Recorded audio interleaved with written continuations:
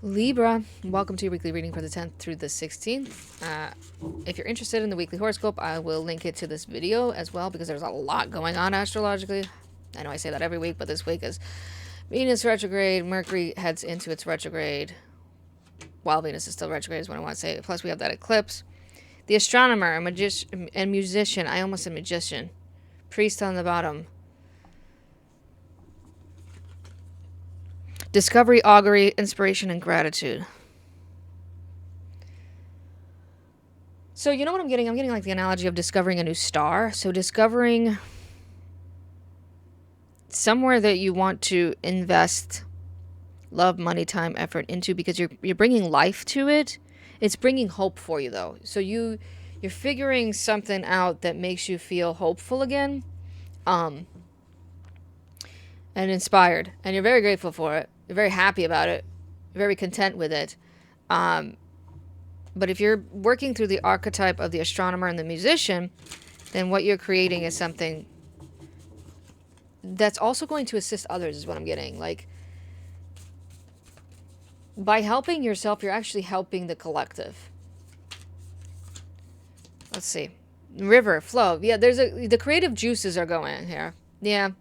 So maybe you've been thinking about starting to write that book, or you've been thinking about starting a business, or maybe you've been thinking about getting into that hobby again because you're like, well, I love that hobby, but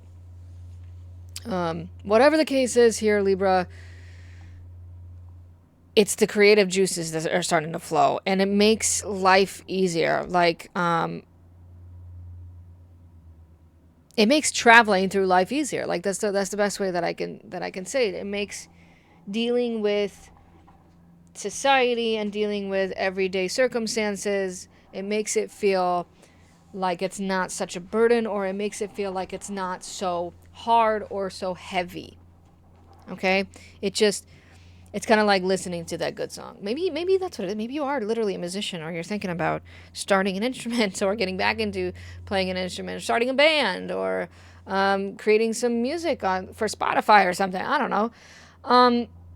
Maybe you're thinking about astrology or astronomy. Maybe you're like, oh, okay, I'm finally going to invest in that telescope, and I'm going to start taking pictures of Jupiter or something. I don't know. Whatever the case is, Libra, it's something like that. And you don't realize it, but like, then you're going to start, I don't know, uploading videos to TikTok of your cool pictures of Jupiter. And everyone's going to be like, oh, this is cool. And they're going to be excited too. So it's like, by gathering energy to invest in this creative project, you're actually also inspiring others. Like, by you feeling inspired, you're inspiring others. Which, it doesn't have to be a priority because you're doing this for yourself. Let's get that straight, okay? You're doing this for yourself, and it's beautiful that you're doing it for yourself. But it's exciting because it also inspires others.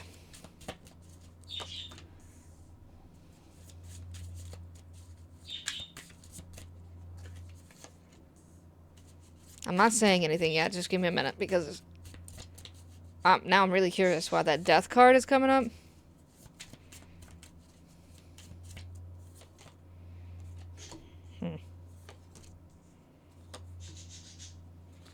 There's that inspiration. There's that creative energy. And there's that life.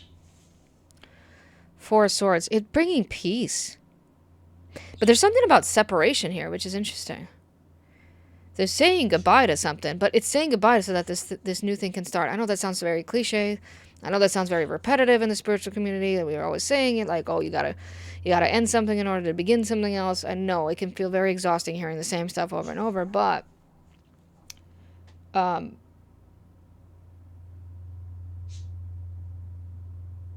this is this inspiration brings closure to an old situation. And I'm going to clarify to see what that is.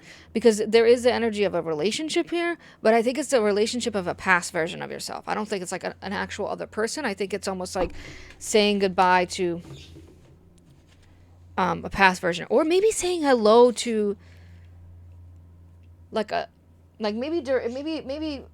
let's go back to the example of like investing in a telescope to see the moon or to see Jupiter or whatever. Or starting a band. Like maybe this was like a childhood dream, right? Or a childhood hobby. Like you were 16 years old practicing with your band in the basement, and now you're like well, I'm 30 years old and I want to do it again. You know, it could heal whatever it is, it's healing some old version of yourself. You know? Yeah, look at Ace of Swords. So 2 aces. Ace of Swords and the Ace of Wands. It's a triumphant new beginning. Whatever this is, it's a triumphant new beginning. Lays the foundation for the future. A seer of the earth here. 8 of Swords. Interesting. You used to feel very limited in what you could do. Like you used to feel very trapped in certain circumstances, or just in life in general. You felt like you couldn't really move around, like maybe you didn't have the time to invest in this project, in this creative pursuit. Maybe you just didn't have the finances to fund it. Maybe it was just life, life getting in the way of life. But now you do, and it almost feels very liberating. It does. Not almost. It does feel very liberating. The 7 of Pentacles, but it was kind of in the reverse here. Actually, I'm not really... But I'll keep it that way. I